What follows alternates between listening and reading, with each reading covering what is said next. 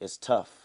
It's really tough, especially growing up in the city of Compton, because it's so easy to get your hands on negative. 23-year-old hip-hop artist Kendrick Lamar knows what he's talking about. Born and raised, still living in the California city of Compton, an area known for violence, drugs, and gangs. To describe Compton, one word that come off the brain right now is unpredictable. You got to be ready to know that negative is around the corner at any moment.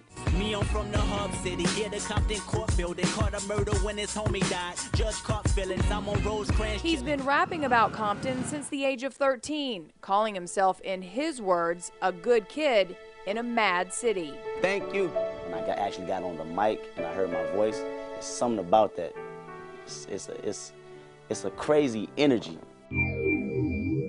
Kendrick tells me his songs evolve from what he's seen and heard here. And while the struggles have been constant, he's trying to send a message of hope and respect in a lot of his work.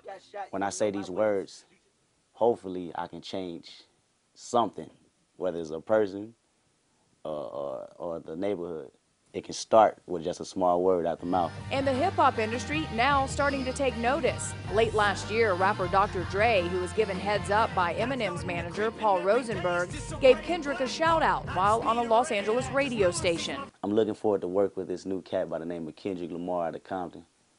And that was it. I'm trying to learn something new. I'm trying to find myself. I'm searching deep for Kendrick Lamar. Kendrick's recording in the studio on Dre's latest release, Detox. The two photographed together recently at a Lakers basketball game. The young artist has also landed a spot on one of music's most respected magazines, XXL, one of 11 up-and-coming talents the industry considers the future of hip-hop. But Kendrick tells me the road to this point, anything but smooth. And when we hit the streets of Compton with the young rapper, the memories begin to flood. Oh, it feels crazy being right here, being on this side of town. Just steps from his family's first apartment building, Kendrick remembers walking the streets often with his mom, his dad at work, his uncles, he says, spending time hanging out on the street corners and at the local liquor store. Where are we?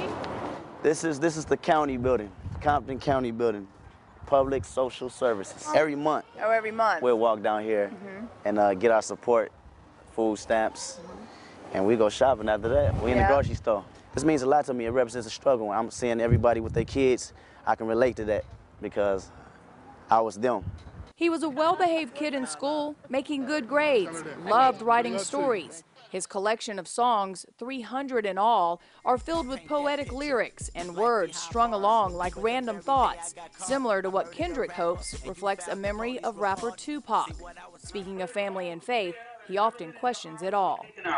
I found myself losing focus at a Sunday service. Embarrassed, so I start questioning God, what is my purpose? Kendrick's parents never finished high school, moving often in the city of Compton, but they have stayed married. His dad, a constant in his life. I was probably like the only one out of my friends. I had about 30 friends in the neighborhood. I'm the only one that had a pops there every day telling me, yo, don't do that. He believes the family unit, including his grandmother Estelle, kept him focused and alive.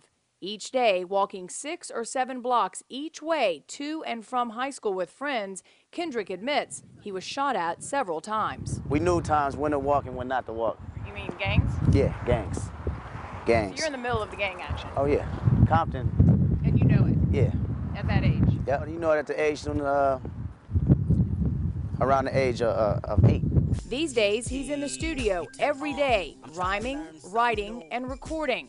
The song entitled The Hard Part 2, one of his most intense works. It gets really emotional for me sometimes because in the booth, I actually cried and broke down on a certain part when I talk about my uncle in prison. Touching on living in the city of Compton, all the negative energy and how we self-destruction of our own kind. The kind of life he leads now keeps him busy. Kendrick's first sold-out show was this year in Los Angeles at the Key Club. Dr. Dre, his lifetime idol, made a surprise visit.